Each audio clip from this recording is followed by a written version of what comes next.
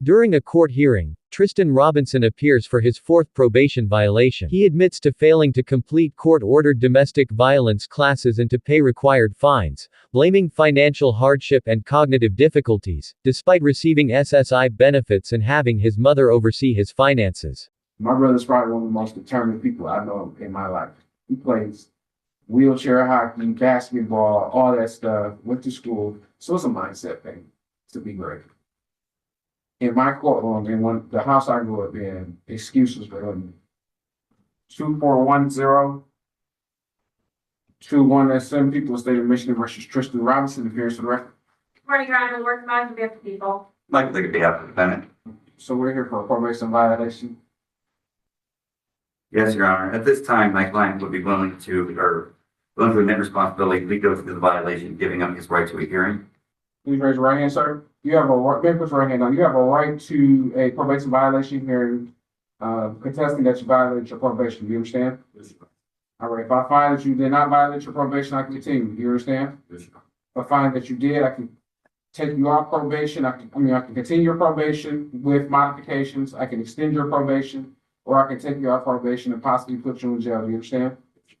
And you want to waive your hearing and plead guilty to failing to enroll and attend and complete domestic violence course, failure to enroll, attend, complete failure to pay. Is that correct? Yes, sir. All right. I find that Mr. Robinson's waived his hearing knowingly, intelligently, and voluntarily. He understood the consequences of doing so. He has not disclosed anyone on the record threatening him, promising to enforce the waive his right to have his hearing. So on his behalf, Mr. Nick. Your Honor, first off, I want to address the fines and costs that were unpaid. I spoke with both Mr. Robinson and his mother.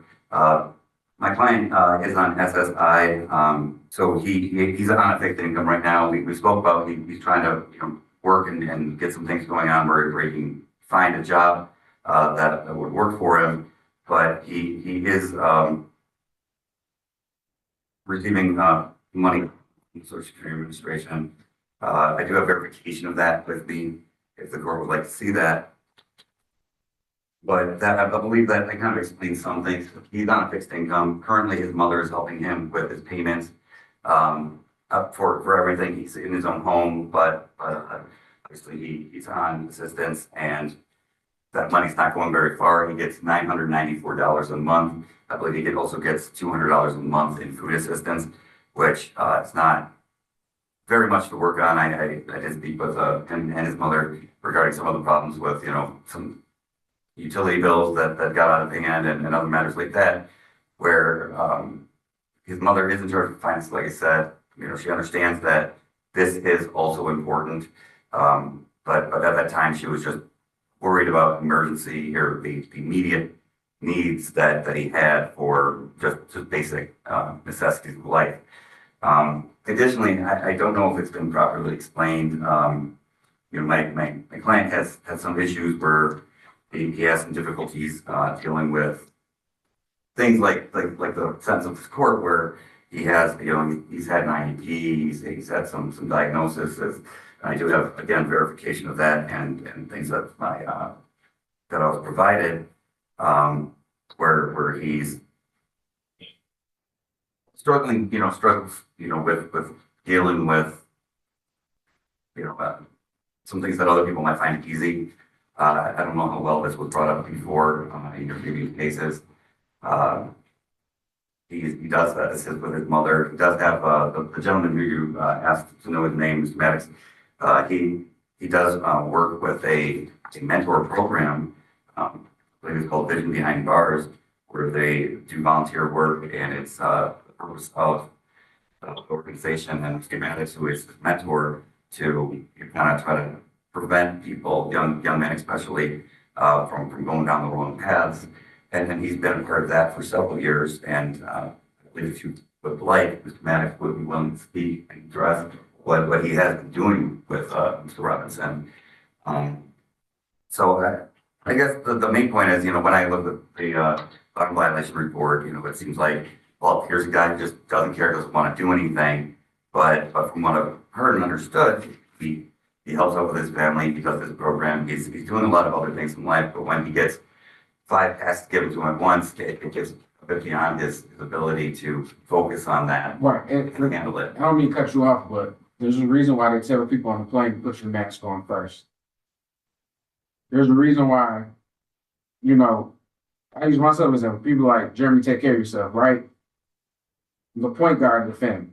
That means that people look to me. So if I'm not taking care of myself, how the team gonna survive? You're not taking care of yourself, how your family gonna survive? I'm not concerned about any of the stuff that you're volunteering in. It's great and amazing. Who's pouring into you? Who's making sure you're good? Because this was a sorry, it's a domestic violence case. This is a violence case. Dandy Franklin, I don't know who that is related to. I know they said a household resident, a former resident, but this is very concerning, you know, a domestic violence case, because these grow legs. You see it every day on the news. Simple DV case in a district court can turn into a FC, a capital case in circuit court for murder. Okay? You know, people come to my court all the time, and I'm even killed. You know, Al Sharpton can walk in here. It's even killed. You know, you have to take care of yourself. You cannot be a mentor, young people, or mentoring people in a program if you're not taking care of yourself. And we give you these programs so you can take care of yourself. This probation is selfish. This is for you to work on yourself. You can't bypass this because other things are important. You know, you brought yourself to my court. I didn't. So this is your fourth violation. If I may explain, Your Honor, Okay. I'm sorry, I'm very sorry to interrupt. I don't know if I explained this thoroughly before, and it sounds like I did not. My client is the mentee in that relationship. Mr. Maddox has been trying to keep him out of trouble, and some of the things that he's having him doing that volunteering isn't just to show that he's, you know, to the community, a great person. It's part of the program that Mr. Maddox is having him do on his own, and has been prior to his, I believe, prior to his probation in this court. So I just want to clarify that it was what I was trying to explain was there was more of a focus that there are people who are trying to work with him. He does have the support of his community and and his family, and that's where they've been trying to explain to me the struggles that he has just by nature of having, you know, some difficulties in life, which is where, you know, leads to that SSI and everything like that. Which I do have the documentation for any of these Okay. right now. I didn't mean to cut you off. You can continue. I'm very sorry, and I didn't cut you off. I just wanted to make sure that you understood that I wasn't trying to talk to him about being, you know, he's a great person, he's a member of the community, but he doesn't do anything, you know, in terms of, you know, leading these terms of probation. It's that he's got people working with him to try to build him up, to try to get him to the point and try to get him across that bridge that he needs to cross, especially because of probation elsewhere, one of the main concerns additionally is that we're afraid that if he's, you know, incarcerated for a period of time, he might lose his Social Security, which would put him at a very large disadvantage to try to get back on track, as well as his housing. Mr. Marsh? Judge, nobody can help Mr. Robinson but himself. We were here back in October, same similar violations. He wasn't abiding by the court's probation conditions. This court graciously extended his probation and allowed him the opportunity, afforded him the opportunity to do so. And again, failed to do it over and over again. Again, we're back here in January for the same thing, Judge. I don't believe that probation, I don't believe that Mr. Robinson is going to be successful on probation. Given the history, I would ask that you adopt the recommendation. I believe it's appropriate. Mr. Robinson, sorry, man, you might have to give that Johnny Cochran closing statement to that jury. Go ahead. My behalf, or my behalf of everything, you know, paying everything or financially. I don't really care. I mean, I get the finances part. That's important, but Yeah, you're not showing up to other stuff. You're not showing up to testing. You're not showing up to the domestic violence class, the anger management class. the enrollment for all of that. I'm not financially stable to enroll to everything and pay those portions. I don't work. I can't get a good stable job, even something under the table I can work right now with this on my record. I've been applying. I sat down with my PO on the phone and went over jobs throughout the neighborhood and applied, and no job has hit me back not once. I'm out here, I'm trying. I want better for myself, not for everybody around me. I want better for myself. Because I know what I can be. I know this is just a mess up on my behalf, and I want to get it squared away the best as possible, but I can't because I'm not financially stable to sign up for everything, get everything done. One thing I didn't know, Your Honor, was that I was informed that since my client's mother does take care of his finances, he does sign over his entire Social Security income to her, and she takes care of that. She's been advised that she should probably get some kind of guardianship for that relationship. She just hasn't done that yet, but she's working towards that, I believe. What's the underlying reason for the SSI note? What's the? I believe there's some diagnosis of ADHD, anxiety, but I believe there's some cognitive issues as well, Your Honor. I do have a copy from Image Center for Psychological Health. He was placed on probation on this case in 2020. I know we referred him 24. But so basically last year, so he was on probation January 7, 2025. And so since then, he obtained a new offense out of the Third Circuit Court. He was convicted on that last year, currently placed on probation for a year under HIDA. He has a new conviction, so he has a HIDA out of Circuit Court in Detroit. And then he had a misdemeanor offense he obtained while on probation with me again out of Detroit. He failed to appear, and there's a bench warrant status on July 14th. And this offense is still pending. Yeah, it's just, yeah. My probation department is tiny. They are tiny of cases like this. There's only 2 of them, and they gotta chase y'all all around. Everybody got an excuse, and I'm sympathetic. My brother is handicapped. He has cerebral palsy.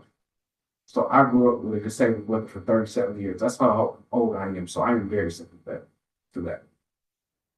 My brother's probably one of the most determined people I know in my life. He plays wheelchair hockey, basketball, all that stuff, went to school. So it's a mindset thing to be great. In my courtroom, in the house I grew up in, excuses were on me. There was no excuses. It's your 4th violation. You've picked up felonies while on probation to me. I'm not about to continue this probation. It would be a miscarriage of justice if I continue this probation. It would be a derelict of my duty if I continue this on this probation. You have to go to jail. You have to go to jail.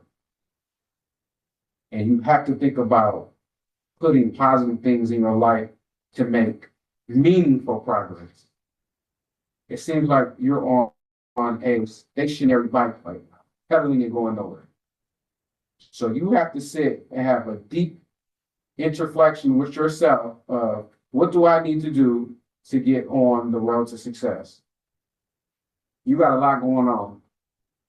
You got a felony out of Circuit Court, and then you got a 36th district case where you got a misdemeanor that's still pending. You still have open court cases that you haven't addressed per this report. Okay? So you need to step back. You need to do a global overview of what's going on here with your life. You need to make a strategic and smart plan on how to attack everything. Okay? I appreciate the mentorship program you in, but this is the court. This is the program you should have been focusing on. You haven't. I've given you ample opportunities. The ball was in your court and you didn't shoot. So it'll be your probation is revoked. You'll be turned over to the custody of Oak County Sheriff, Oak County Jail for 30 days. You're unsuccessfully discharged from probation. And as far as the fines and costs, we'll set those over to collection. So But all set. Sir, you may step to the point, but I made my decision. Yeah, I know that's fine. Yes, first of all, I'm honored to being a judge, especially at such young age. And definitely understand, It's there. definitely understand. I think Get his name. I'll state your name for the record. My name is Antoine Maddox Bay, and I'm a vision behind bars. The thing is that I want to try to put on record, or let's move forward with it to help him out. Because you are correct. You see it on the news all the time. I deal with a lot of young people. I'm in Detroit, so I deal with a whole lot of young people that's coming in and have a particular mindset. Honestly, he's not going to be able to help himself in there. You and I both know that. Because you need a person that's been self-taught as having a fool for a teacher. It's not going to be able to do that. So it's going to be programs with people like himself as well as others. So my thing is, what do we put in place upon his release? Because we don't want to keep perpetuating the same problem. Because On his release, you got his contact information. You know, take him out, get him in the program, but he has stuff that, do you even know about? no, Exactly. So the first thing, he needs to be candid with you and say, this is what I had. That's an honest mentee. But I coach robotics at the Pontiac High School, at the International Technology Academy for the last 12 years. Mentorship. It's what I'm known for around here. To have true mentorship, there needs to be true truth. You know, he needs to let you know, I got all this going on.